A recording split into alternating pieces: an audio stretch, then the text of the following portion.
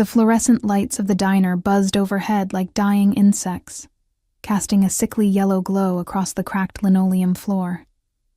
I could feel the grease in the air settling on my skin, mixing with the sweat that had been accumulating during my double shift. My feet ached in the worn sneakers I'd bought from a thrift store 3 months ago, the soles so thin I could feel every pebble on the pavement when I walked home. I wiped down the same table for the 3rd time, my movements mechanical, invisible. That's what I'd become in the 8 months since everything fell apart, a ghost moving through spaces, serving coffee to people who never looked up from their phones, collecting tips that barely covered rent on the studio apartment I shared with the rats in the walls. The bell above the door chimed, and I didn't need to look up to know who it was. I could smell his cologne before I saw him. The same woody, expensive scent he'd worn when we were together, when I thought I knew what love meant before I discovered what betrayal tasted like. Emma. His voice cut through the diner's ambient noise. The sizzle of the grill, the clatter of dishes, the murmur of late-night conversations. I forced myself to turn, to meet those familiar brown eyes that had once looked at me like I was precious. Now they held something else, contempt mixed with a proprietary concern that made my stomach turn. Marcus. I kept my voice flat, neutral. Your usual? Where are you going dressed like that? He ignored my question, his gaze traveling from my stained uniform to the black dress I'd hung on a hook in the back room, visible through the kitchen's pass-through window. The dress. God, the dress. It was the nicest thing I'd owned in months, bought with tips I'd been saving for 3 weeks. Nothing extravagant, just a simple black number that made me feel like maybe I was still a person who deserved to exist in spaces beyond this grease-stained purgatory. None of your business. I turned back to my table, but his hand shot out, gripping my wrist. Not hard enough to hurt, but firm enough to stop me. Emma, come on. We need to talk about the baby, my daughter. Lily, 3 years old with his dark curls and my green eyes. Currently at my mother's house because I couldn't afford childcare and still make rent. The thought of her, sleeping in her grandmother's guest room, surrounded by the few toys I'd managed to keep when we lost the apartment, made my chest constrict. You mean the child support you haven't paid in 4 months? I kept my voice low, aware of the other customers, of my boss wiping down the counter with his usual scowl. Or did you mean the custody arrangement you ignore whenever it's inconvenient? His jaw tightened. I've been dealing with some financial issues. You're wearing a watch that costs more than my annual income. The Rolex gleamed on his wrist, catching the diner's harsh light. He'd always had money, or at least access to it. His family owned a chain of car dealerships across the state. What he hadn't had was loyalty or honesty, or any sense of responsibility beyond his own comfort. Look, he said, his tone shifting to that condescending patience that used to make me feel small. I'm worried about you. Going out, leaving Lily with your mother all the time. You're meeting someone, aren't you? The audacity. The sheer, breathtaking audacity of the man who'd cheated on me while I was pregnant, who'd emptied our joint account and left me with a 2-month-old and an eviction notice, now standing in my workplace and questioning my choices. My shift ends in 10 minutes. You need to leave. Who is he? Marcus's voice dropped, taking on an edge I recognized, jealousy. As if he still had any claim to me, to my life, to my future. Some guy you met here? Another deadbeat who can't... She said leave. The voice came from behind Marcus. Smooth and quiet, and somehow more threatening than if it had been shouted. The temperature in the diner seemed to drop 10 degrees. I looked past Marcus's shoulder and felt the air leave my lungs. The man standing there was tall, at least 6'3", with dark hair styled with casual precision, and wearing a suit that probably cost more than my car used to be worth before it died last winter. But it wasn't the expensive clothes or the height that made my pulse spike. It was the way he stood, the absolute stillness of someone who'd never had to prove his authority, because it radiated from him like heat from asphalt in summer. His eyes were dark, almost black in the diner's lighting, and they were fixed on Marcus with the kind of attention a predator gives prey. Behind him, near the door, stood another man. Built like a linebacker, hands clasped in front of him, watching the room with the practiced awareness of security. This is a private conversation, Marcus said, trying to inject authority into his voice, and failing spectacularly. The stranger smiled, and it was the most terrifying expression I'd ever seen. No. It's finished. Marcus opened his mouth to argue, looked at the stranger's face, then at the man by the door, and apparently reconsidered. He turned back to me, his expression a mixture of anger and something that might have been concern if I was generous enough to believe he was capable of it. We're not done talking about this, Emma. About Lily, about— Yes, you are. The stranger's voice remained quiet, but Marcus flinched as if he'd been struck. My ex-boyfriend left without another word, the bell above the door marking his departure with a cheerful jingle that felt obscene given the tension crackling in the air. I stood there, cloth still in my hand, staring at the man who'd just— what? Defended me? Threatened Marcus?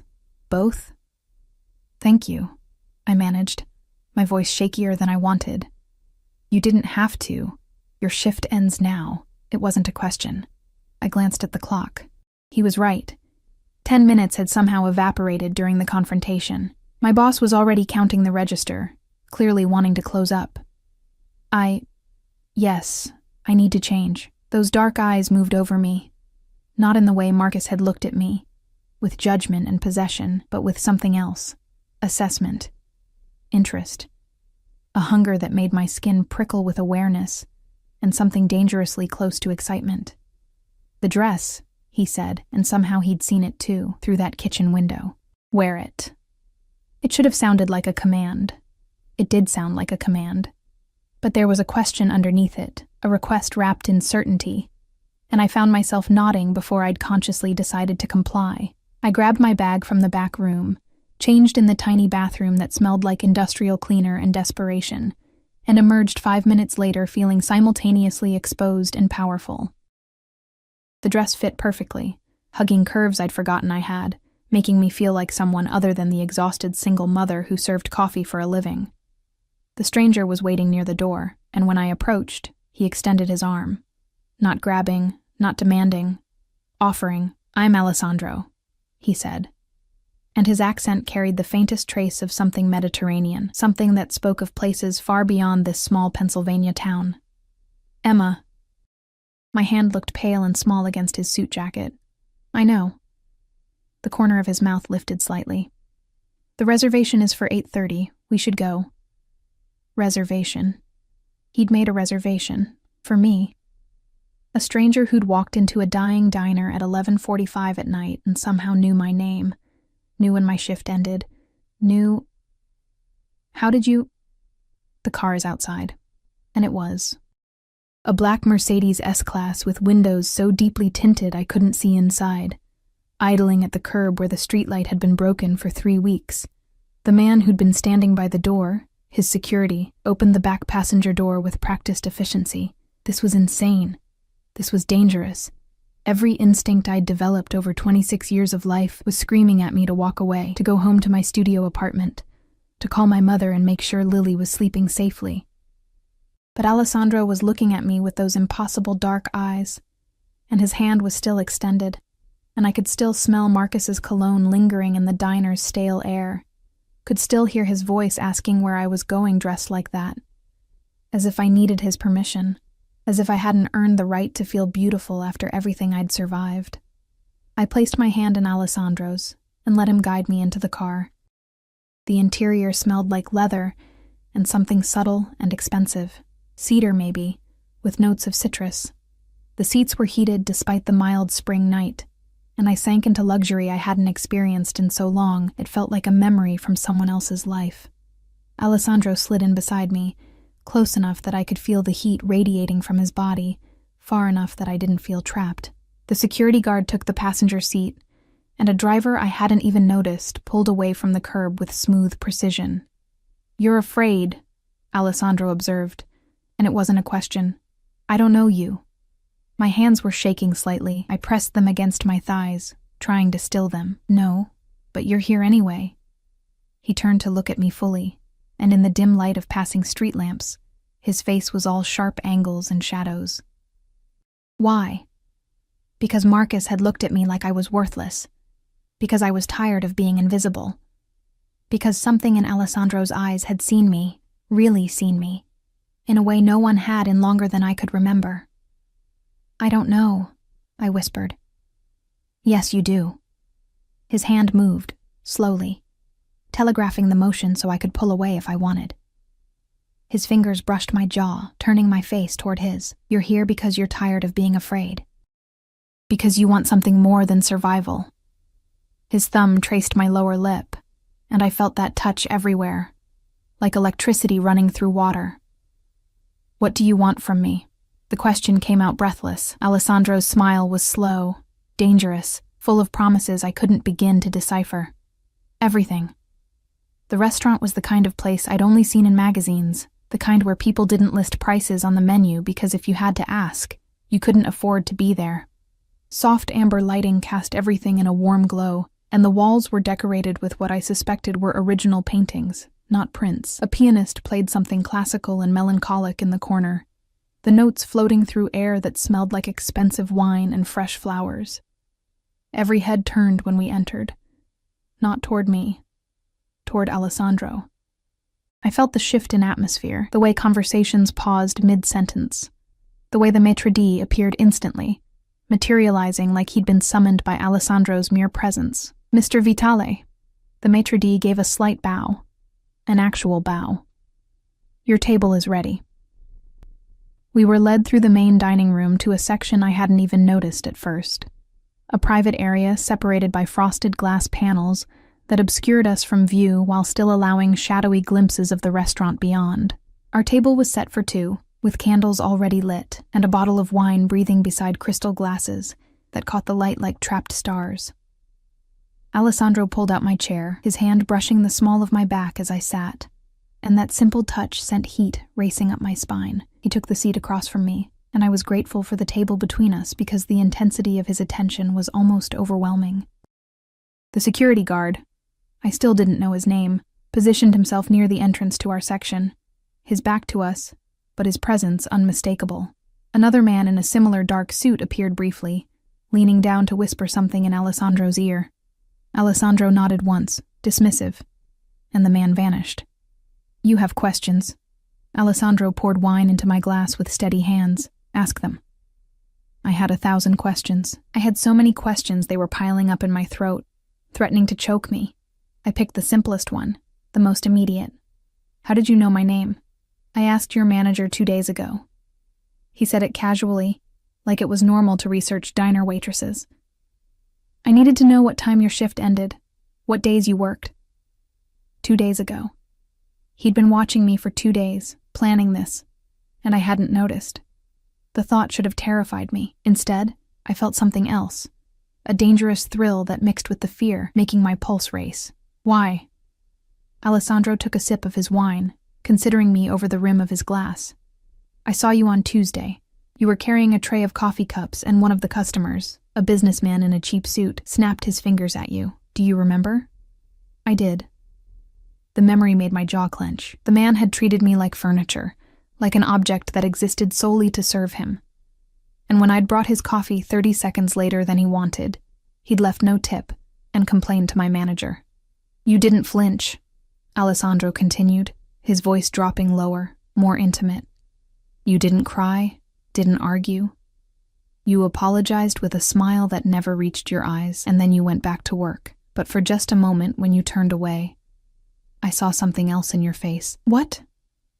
The question came out as barely more than a whisper. "Fire." His eyes held mine, dark and intense. Rage. Pride. Everything you wouldn't let him see because you needed that job more than you needed dignity. My throat tightened. No one had ever looked at me closely enough to see that, to understand the constant calculation I performed every day. How much could I swallow? How much could I endure? What price was I willing to pay for survival? I don't understand what that has to do with...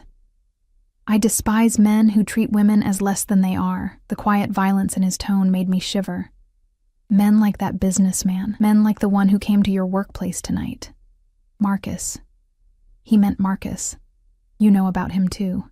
"I know everything about you, Emma." Alessandro leaned forward slightly, candlelight throwing shadows across his features. "I know you have a daughter, Lily. 3 years old. I know your ex-boyfriend hasn't paid child support in 4 months. I know you work 60-hour weeks and still barely make rent.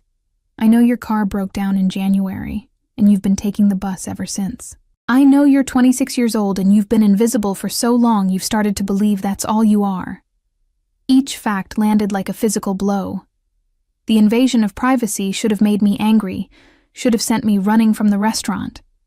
But the way he said it, not with pity, not with judgment, but with a fierce, possessive knowledge, made me feel seen in a way that was both terrifying and intoxicating. That's stalking. I tried to inject some strength into my voice. Yes. He didn't deny it. Didn't apologize. It is. I should leave. But you won't. He was right, and we both knew it. I reached for my wine glass with trembling fingers, taking a larger sip than I'd intended. The wine was rich and complex, probably worth more than my weekly paycheck, and it burned pleasantly as it went down. A waiter appeared, silent, efficient, placing plates in front of us. I hadn't even looked at a menu, but the food was exquisite. Some kind of fish with saffron sauce, vegetables that looked like art. The waiter disappeared as quickly as he'd arrived, leaving us in our bubble of candlelight and tension. Eat, Alessandro said, and there was that command again, wrapped in concern. I picked up my fork, mainly to have something to do with my hands. The fish melted on my tongue, flavors I couldn't even name dancing across my palate. When had I last eaten something that wasn't instant noodles or leftover diner food? Tell me about Lily. His request was soft, genuine. And somehow, that broke something in me. I found myself talking about my daughter's laugh, about how she loved dinosaurs and refused to wear anything that wasn't purple, about how smart she was, how funny, how beautiful. I talked about the guilt that ate at me every day, about working doubles while she stayed with my mother, about missing bedtimes and scraped knees and first words. Alessandro listened with complete attention, asking questions that showed he actually cared about the answers. He didn't check his phone, didn't look away, didn't interrupt. The security guard remained motionless by the entrance, and occasionally I'd catch glimpses of other men in dark suits passing by our section, but Alessandro's focus never wavered from me.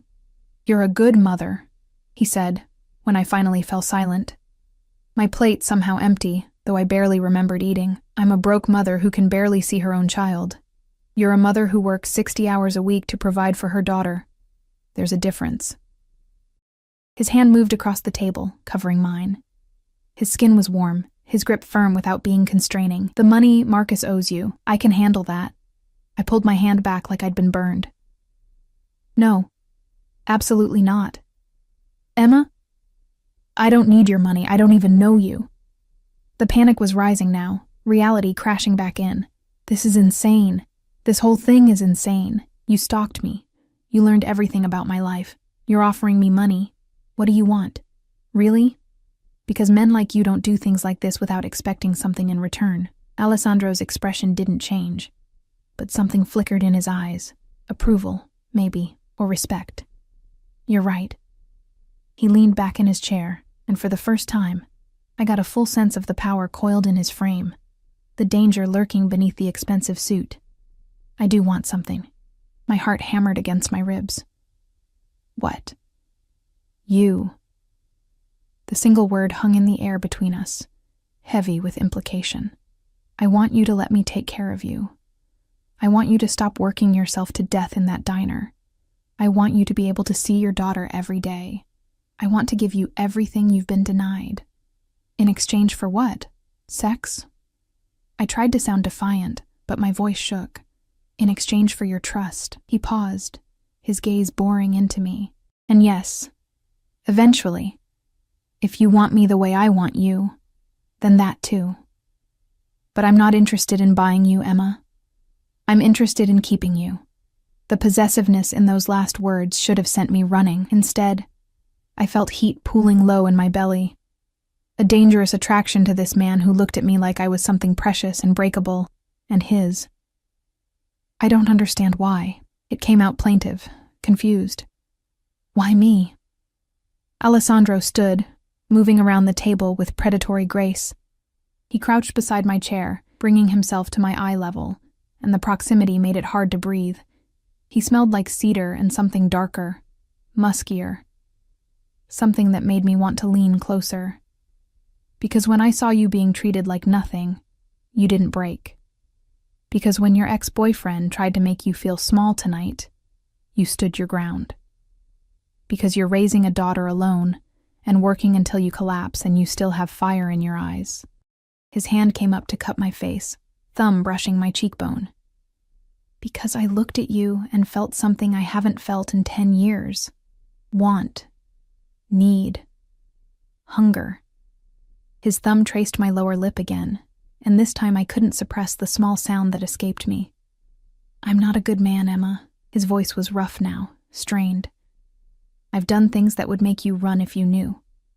But I can give you safety, security, everything you need. All I ask is that you let me. Alessandro. The security guard cleared his throat, a subtle warning. Alessandro's eyes flickered with annoyance, but he stood, pulling a phone from his jacket pocket.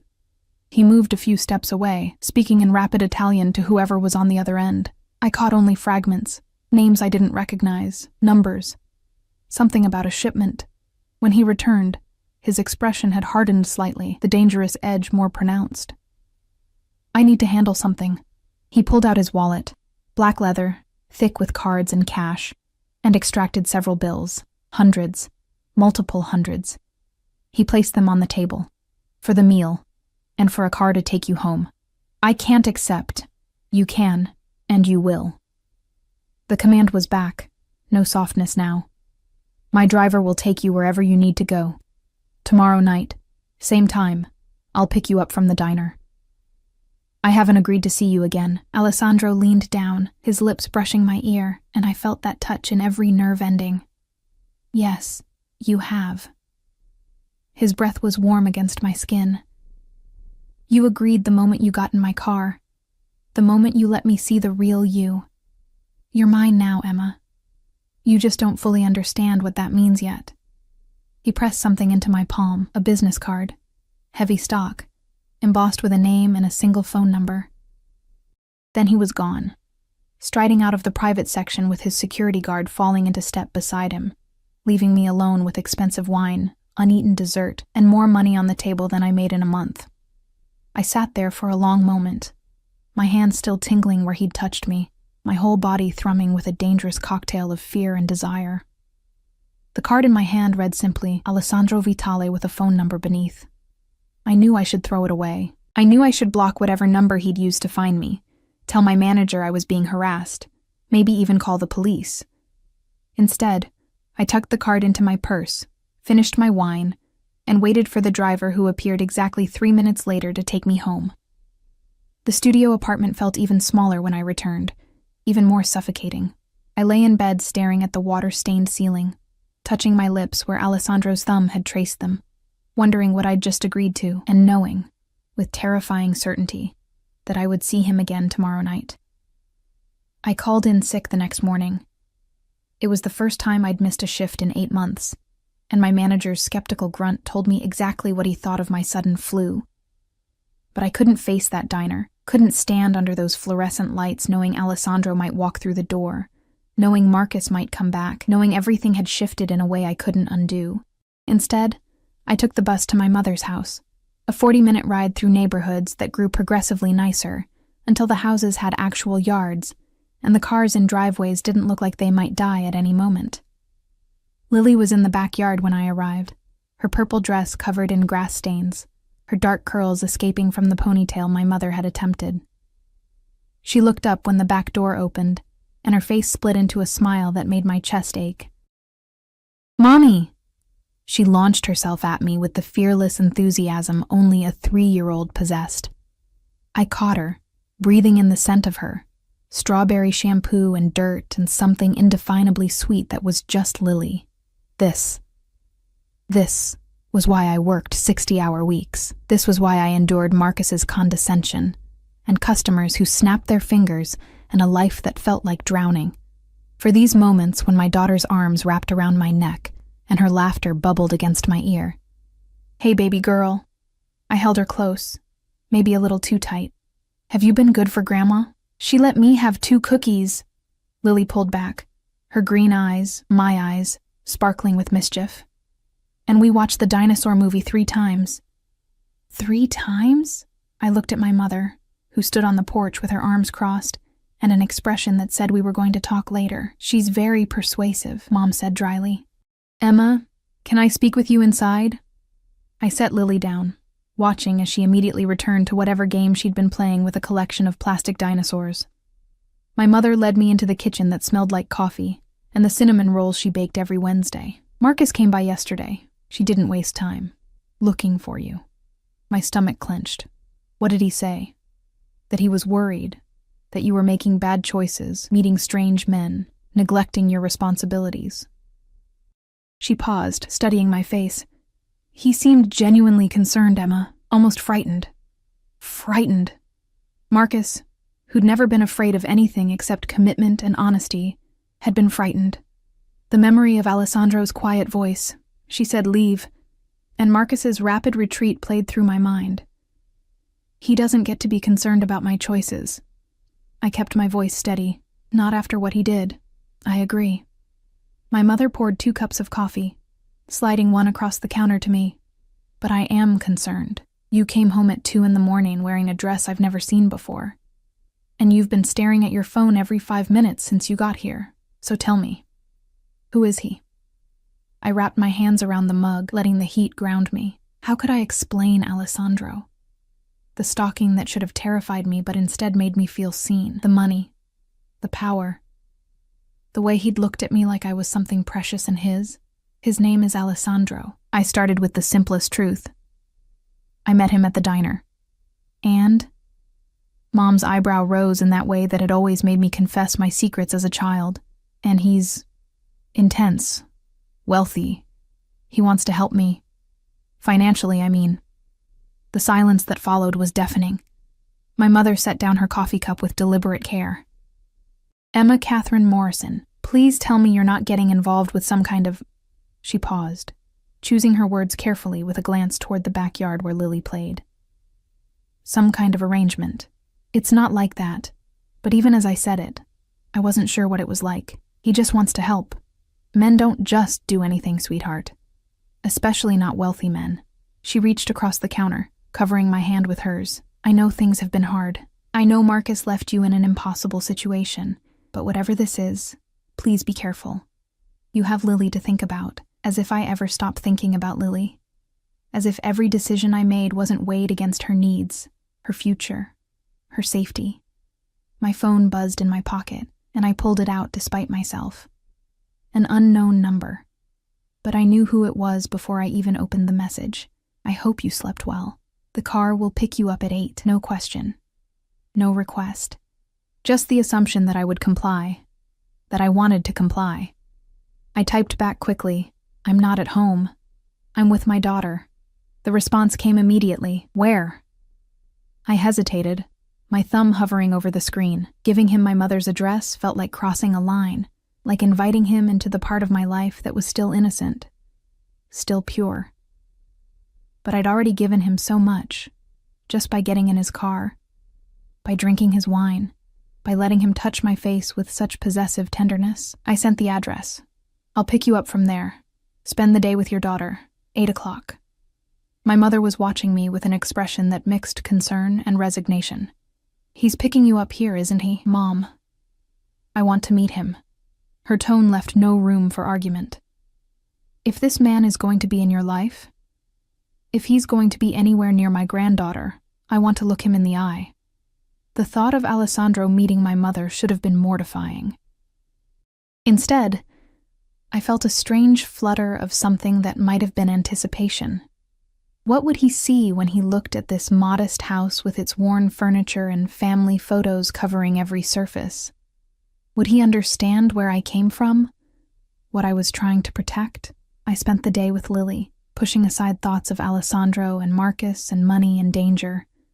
We played dinosaurs. We read books. We made lunch that Lily mostly wore instead of eating.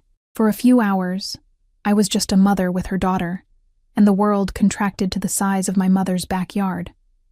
But as the afternoon shadows lengthened, As 7 o'clock approached, and then 7:30, I felt the tension returning, coiling in my stomach like a snake preparing to strike. I changed back into the black dress.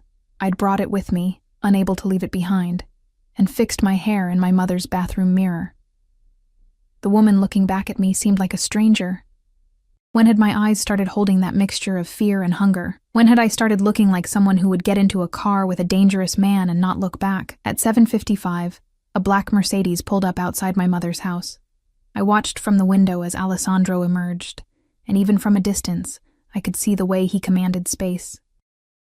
He wore another suit, charcoal this time, with a black shirt underneath that made him look like he'd stepped out of a film about beautiful, dangerous men.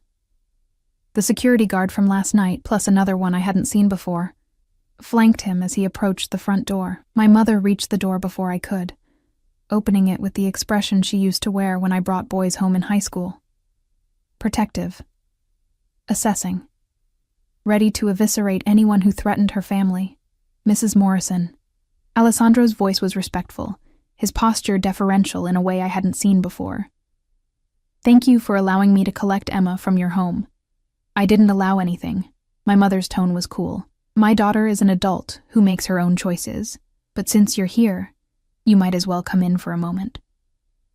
Alessandro's eyes found mine over my mother's shoulder, and something in his expression made my breath catch. Heat.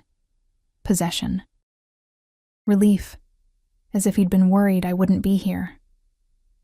He stepped inside, and the house seemed to shrink around him. His security remained outside. I could see them through the window, positioned strategically, scanning the street with practiced awareness. "Mommy, who's that?" Lily's voice came from the hallway, and I turned to see her peeking around the corner, her dinosaur clutched against her chest. The change in Alessandro was instantaneous. The dangerous edge softened, and he crouched down, the same way he had in the restaurant, bringing himself to Lily's eye level. "Hello." His voice was gentle, non-threatening. "You must be Lily. Your mother has told me wonderful things about you."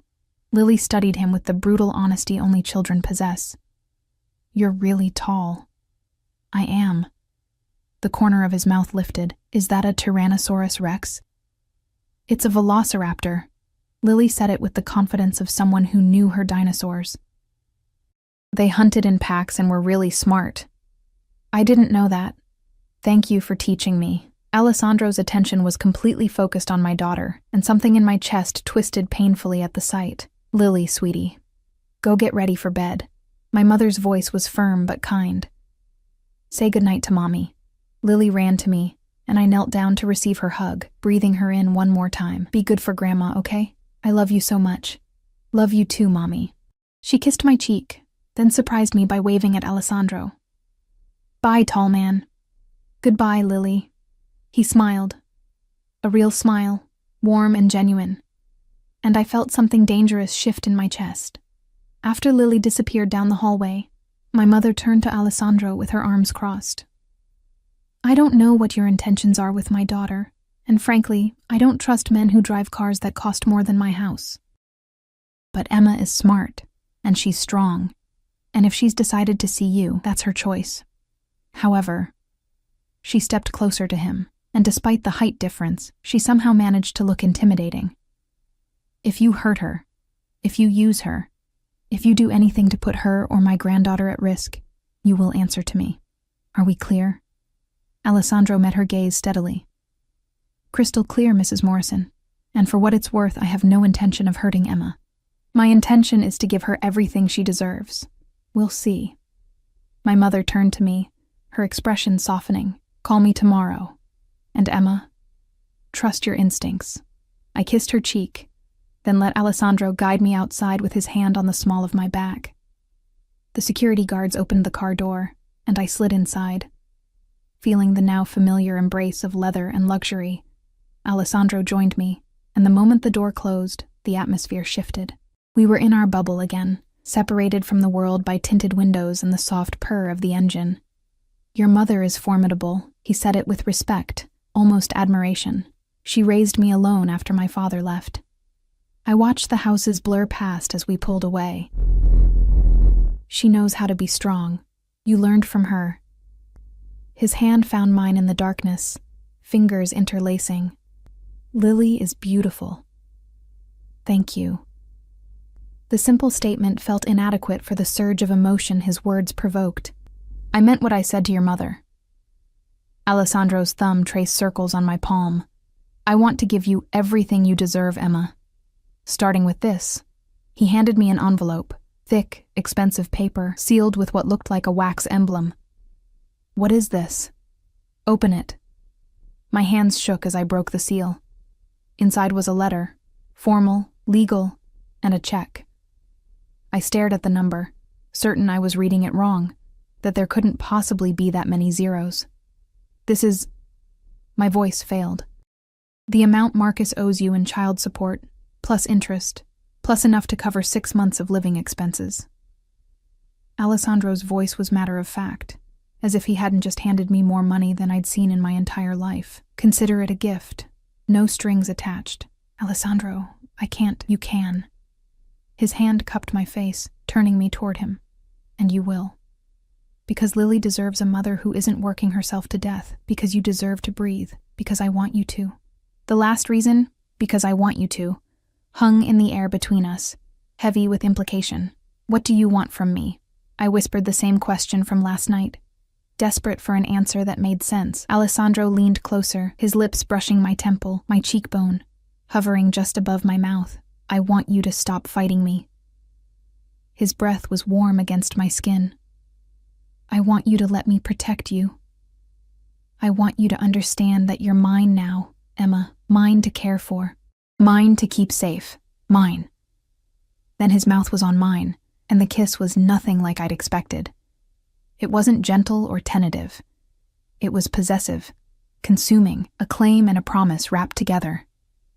His hand tangled in my hair, holding me in place while his tongue traced my lower lip, demanding entrance. I opened for him, and the kiss deepened, became something hungry and desperate. His other hand gripped my waist, pulling me closer, and I went willingly, drowning in sensation. The taste of him, the scent of cedar and danger, the heat of his body against mine. When he finally pulled back, we were both breathing hard, and his eyes had gone almost black with desire. "Mine," he repeated. And this time I didn't argue. The car didn't take us to another restaurant. Instead, we drove through the city, past the neighborhoods I knew, into areas where the buildings grew taller and the streets cleaner. We pulled up to a high-rise that gleamed with glass and steel, its entrance guarded by a doorman who nodded respectfully as Alessandro helped me from the car. "Where are we?"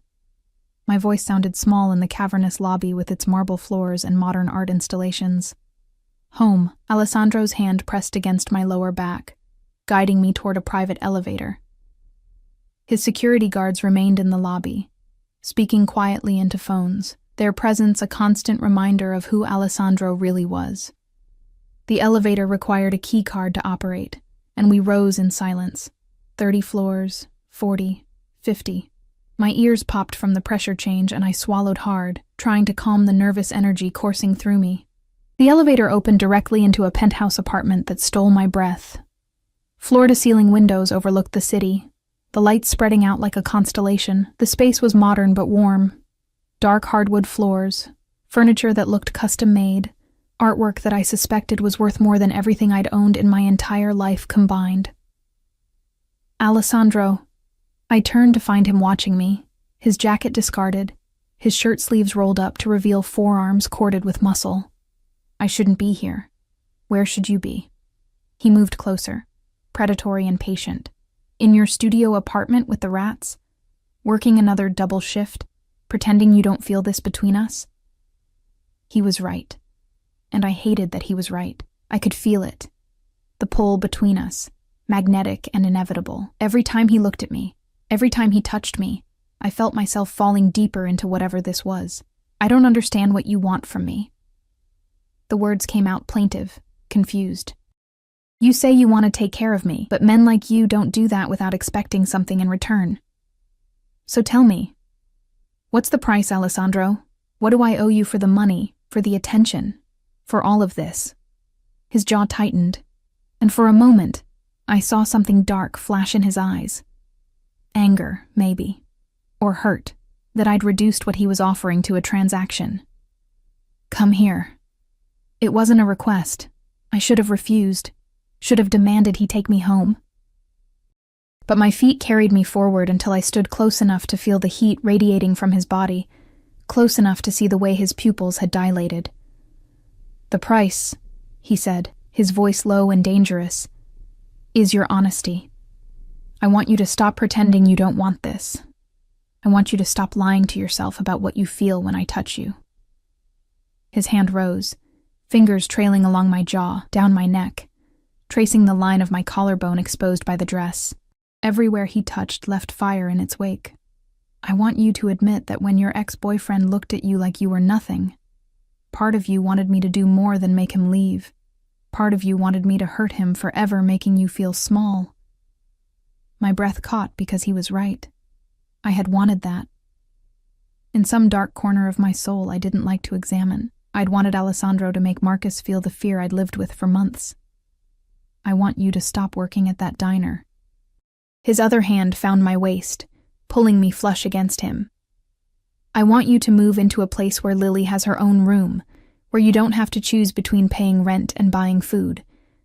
I want you to let me give you the life you should have had all along. And in return?" My hands had somehow found their way to his chest, feeling his heartbeat strong and steady beneath my palms. "In return, you let me keep you." His forehead pressed against mine, his breath mingling with mine. "You let me protect you.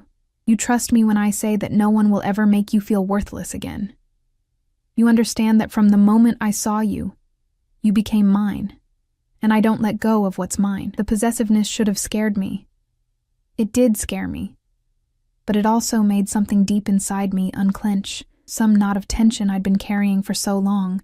I'd forgotten what it felt like to breathe without it. "I'm not a possession." I tried to inject strength into my voice. "No." His lips brushed mine, feather-light, teasing. "You're something far more valuable. You're mine by choice. Say it, Emma. Tell me you want this." I should have said no. Should have walked away, taken the check, used his money to build a better life, and never seen him again. But his hands were on my waist. His mouth was so close to mine, and I was so tired of being strong alone. "I want this." The admission felt like surrender and freedom all at once. Alessandro's control snapped. His mouth crashed against mine, and this kiss was different from the one in the car. Hungrier, more demanding. His hands roamed my back, finding the zipper of my dress and slowly, torturously pulling it down. The fabric loosened, and cool air hit my skin, but I didn't feel cold. I felt like I was burning. He broke the kiss long enough to look at me, his eyes seeking permission even as his hands held me captive. "Tell me to stop, and I will." But I didn't want him to stop. I wanted to forget about Marcus and money troubles and the weight of responsibility that had been crushing me for years. I wanted to feel wanted, desired, cherished. I wanted to be his, even if just for tonight. I reached up, tangling my fingers in his dark hair, and pulled him back down to me. The dress fell to the floor, pooling around my feet, and Alessandro's hands mapped my body like he was memorizing every curve, every scar, every imperfection I'd learned to hate. But the way he touched me, with reverence and hunger combined, made me feel beautiful, for the first time in years.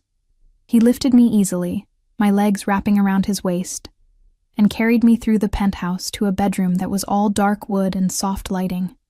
The bed was enormous, covered in sheets that probably cost more than my monthly rent, and he laid me down on them like I was something precious. "You're shaking." His hand cupped my face, thumb brushing my cheekbone. "I'm scared." The honesty slipped out before I could stop it. Of me? Of this. Of how much I want this. Of what it means. I met his gaze, letting him see my fear and my desire tangled together. Of what happens when this ends. Alessandro's expression softened, and he lay down beside me, propping himself up on one elbow so he could look down at me. "What makes you think this ends?" "Everything ends." It was the truth I'd learned from my father leaving, from Marcus's betrayal, from every disappointment life had handed me. Especially good things. Then we'll make sure this isn't a good thing. His lips curved into a small smile. We'll make it something permanent, something unbreakable. He kissed me again, slower this time, and his hands continued their exploration. Learning me, claiming me, I let myself fall into sensation, into the feeling of being wanted, of mattering to someone who looked at me like I was the center of his universe. Later, hours later, when the city lights had blurred with exhaustion and pleasure, and something that felt dangerously close to belonging, I lay in Alessandro's arms, my head on his chest, listening to his heartbeat slow. Tell me something true.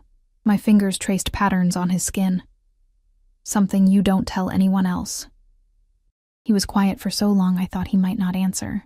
Then, my father was killed when I was 16, shot in the back by someone he trusted. I found him. I lifted my head to look at him, seeing the pain etched in the lines around his eyes. I took over his business that same year. Had to prove I was strong enough, ruthless enough to fill his shoes. His hand stroked my hair absently. I've spent 10 years building an empire, and in all that time, I never let myself want anything I couldn't control. Until you, Alessandro. I saw you being treated like nothing, and something in me broke. His arms tightened around me, or maybe something finally healed. I don't know. But I knew I couldn't walk away. Couldn't leave you in that diner. Couldn't watch you destroy yourself for people who didn't deserve your sacrifice. What business? I asked, though part of me already knew, had known from the moment I saw his security guards, the way people looked at him with fear and respect. Nothing legal. He said it without shame or apology. But nothing that will touch you or Lily. I keep my world and yours separate. I should have been horrified, should have gotten up, gotten dressed, run as far and as fast as I could. But I'd already known, hadn't I? Some part of me had recognized the danger in him from the first moment, and I'd gotten in his car anyway. The money you gave me is clean. I have legitimate businesses too. Real estate, investments. The check came from those accounts. He tilted my chin up, forcing me to meet his eyes. I won't lie to you, Emma. My hands aren't clean, but I'll never let my dirt touch you. I believed him. God help me. I believed him. What happens now? I whispered. Now you stop working at the diner. Tomorrow we look at apartments, somewhere safe, somewhere Lily can have her own room and a backyard to play in. You start building the life you deserve. His thumb traced my lower lip. And you let me be part of it. People will talk. The reality was starting to sink in. Marcus will cause problems. My mother already doesn't trust you. Let them talk. Marcus won't be a problem. I'll make sure of it. And your mother will learn to trust me when she sees how I take care of you. His voice hardened slightly. Anyone who tries to hurt you, anyone who tries to take you from me, will regret it. The threat should have scared me. Instead, I felt safe for the first time in years. I curled back into his embrace, letting myself believe, just for tonight, that maybe fairy tales existed, that maybe women like me could be saved by dangerous men who looked at them like they were worth everything. Outside the windows, the city continued its endless dance of light and shadow, and somewhere in the distance, I heard sirens wailing, Alessandro's world, bleeding into the edges of mine. A reminder that this safety came with a price. But as his breathing evened out into sleep, as his arms remained locked around me even in unconsciousness, I decided the price was one I was willing to pay. I had been invisible for so long. Now someone saw me. Someone wanted me. Someone had claimed me as his. And for the first time since Marcus had walked out, leaving me with a baby and nothing else, I felt like maybe I could breathe. 3 weeks later, I stood in the kitchen of my new apartment. Our apartment, Alessandro kept calling it. Watching Lily chase bubbles in the backyard through the window, the space was everything I'd never let myself dream of. 3 bedrooms, hardwood floors, a kitchen with appliances that actually worked, and a fenced yard where my daughter could play safely. Alessandro had made it happen in less than a week. One conversation, a few phone calls in rapid Italian, and suddenly I had keys to a place that felt like a home instead of a survival shelter. But the fairy tale had complications.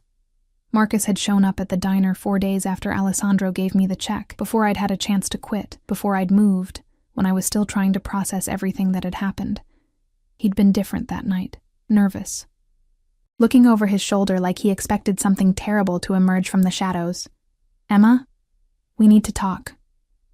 He'd cornered me during my break, his usual arrogance replaced by something that looked like genuine fear. "About this guy you're seeing, Alessandro Vitale." The way he said Alessandro's name, hushed, urgent, made my stomach clench. "What about him? Do you know who he is? What he does?" Marcus grabbed my arm and I'd yanked it away, the memory of Alessandro's possessive touch making anyone else's hands feel wrong. "Jesus, Emma, he's connected.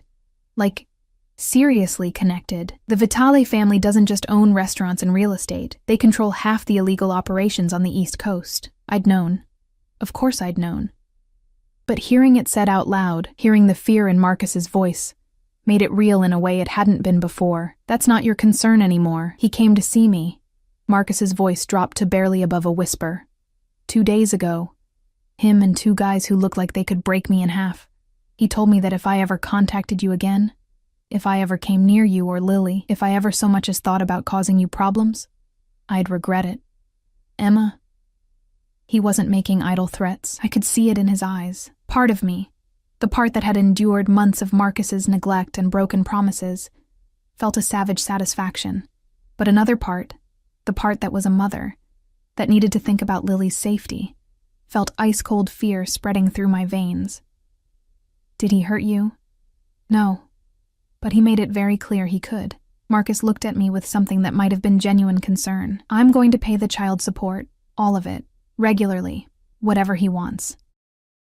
But you need to be careful, Emma. Men like him, they're dangerous. They don't just date women, they own them." After he'd left, I'd sat in the diner's break room, staring at my phone, Alessandro's number glowing on the screen. I should have been angry that he'd threatened Marcus without telling me, should have been terrified of what else he was capable of. Instead, I'd felt protected, claimed, his. Now, 3 weeks into this new life, I was learning what it meant to belong to Alessandro Vitale. It meant security guards, always at least 2 of them, positioned outside the apartment building. It meant a new phone, with a direct line to Alessandro, one that he answered within 2 rings no matter what time I called.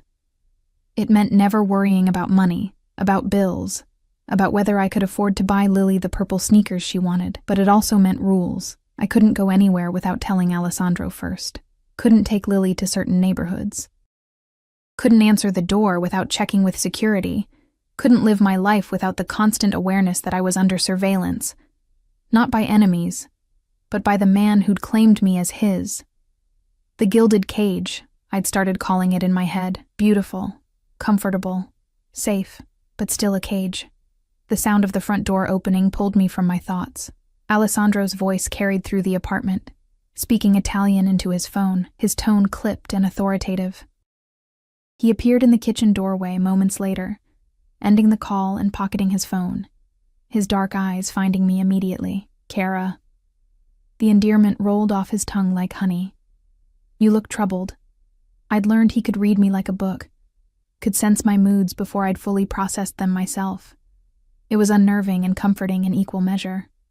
"I'm fine." I turned back to the window, watching Lily. Just thinking. Alessandro moved behind me, his arms wrapping around my waist, his chin resting on my shoulder. This close, I could smell cedar and gunpowder. He'd been at the shooting range then. He went 3 times a week, maintaining skills I tried not to think too hard about. Thinking about what? About how my life changed so fast. About whether I made the right choice. I leaned back into him despite myself, my body recognizing his before my brain could protest. About what happens when Lily gets older and starts asking questions I don't know how to answer. His arms tightened around me. What questions? About who you are, what you do, why there are always men with guns watching our apartment. I turned in his embrace, looking up at him. "She's 3 now, Alessandro. She doesn't notice. But what about when she's 6, 10, 16? Something flickered in his eyes. Pain, maybe, or regret. By then, she'll understand that I protect her. That I protect you both. That's all she needs to know. Is it? I pressed my palm against his chest, feeling his heartbeat. Because I'm starting to realize how much I don't know. About your business, about your enemies, about the danger that might touch us just because we're yours. Nothing will touch you. His voice hardened, taking on the edge I'd heard when he dealt with his men. I've made sure of it. The apartment is secure. The guards are the best. Anyone who even thinks about threatening you will answer to me. That's not the point. Then what is the point, Emma? His hands cupped my face, forcing me to meet his gaze. Do you regret this? Regret me? Did I? That was the question that kept me awake some nights. Lying beside him in the massive bed, listening to his breathing, feeling the weight of his arm across my waist, like a claim and a promise. No. The admission came easier than it should have. I don't regret you. But I'm scared, Alessandro. I'm scared of how much power you have over my life. I'm scared of what it means that I can't imagine going back to how things were before. I'm scared that I'm teaching Lily that this is normal, that men who control everything, who have people killed. I saw the truth of it flash in his eyes. The confirmation he'd never speak aloud, are the kind of men we should love. I would never hurt you or Lily. His voice was fierce. Never. Everything I do to keep you safe. I know. And I did know.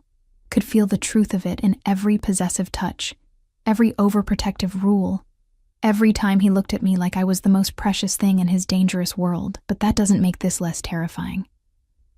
Alessandro was quiet for a long moment, his thumbs tracing my cheekbones. Then, come with me. There's something I need to show you. He led me through the apartment to his office, a room I'd been in only a handful of times, always aware of the expensive technology, the locked filing cabinets, the secrets contained within. He pulled out a key, unlocking a drawer and extracting a thick folder. This is everything. He handed it to me. My legitimate businesses, my assets, my will. If something happens to me, everything goes to you and Lily. You'll be protected, provided for, untouchable. I stared at the folder, not opening it. Why are you showing me this? Because you need to understand what you mean to me. He turned my face up to his. I've spent 10 years building power, making sure no one could ever hurt me the way my father was hurt.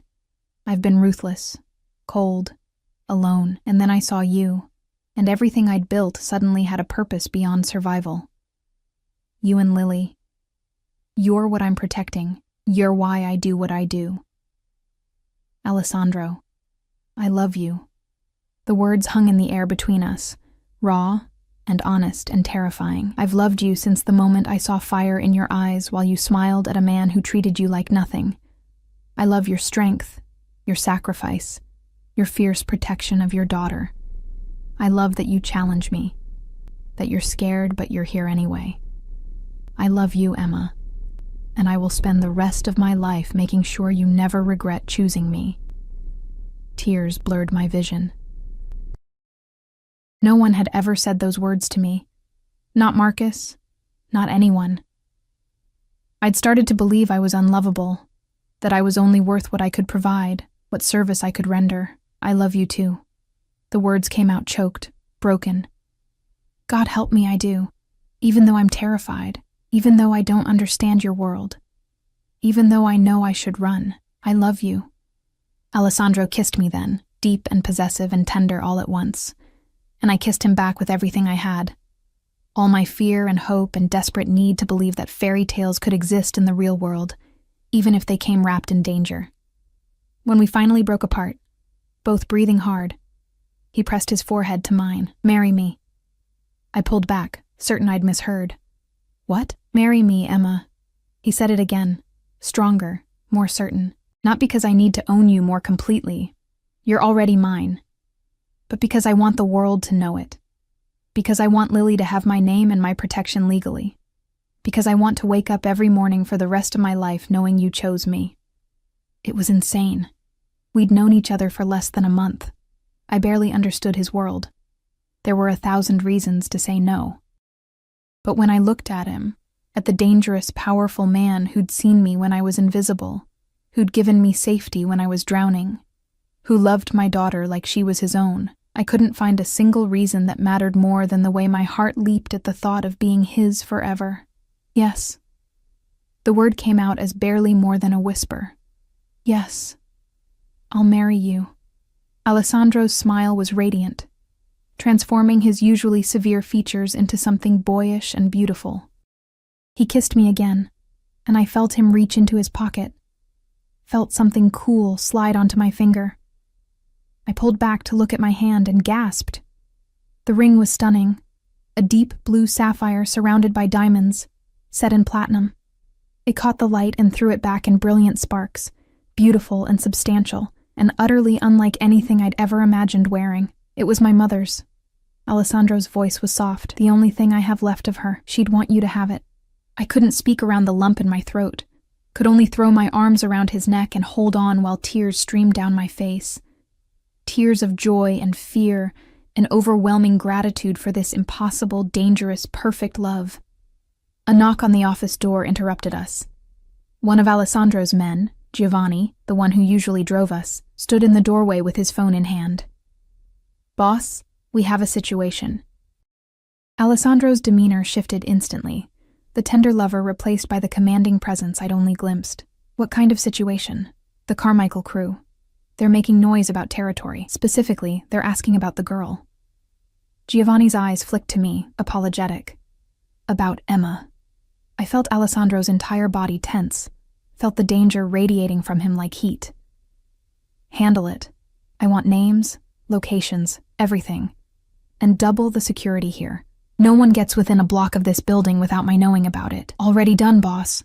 After Giovanni left, Alessandro turned back to me, and I could see him struggling to soften his expression, to be the man who'd just proposed, rather than the one who'd just ordered someone's death. Because that's what "handle it" meant.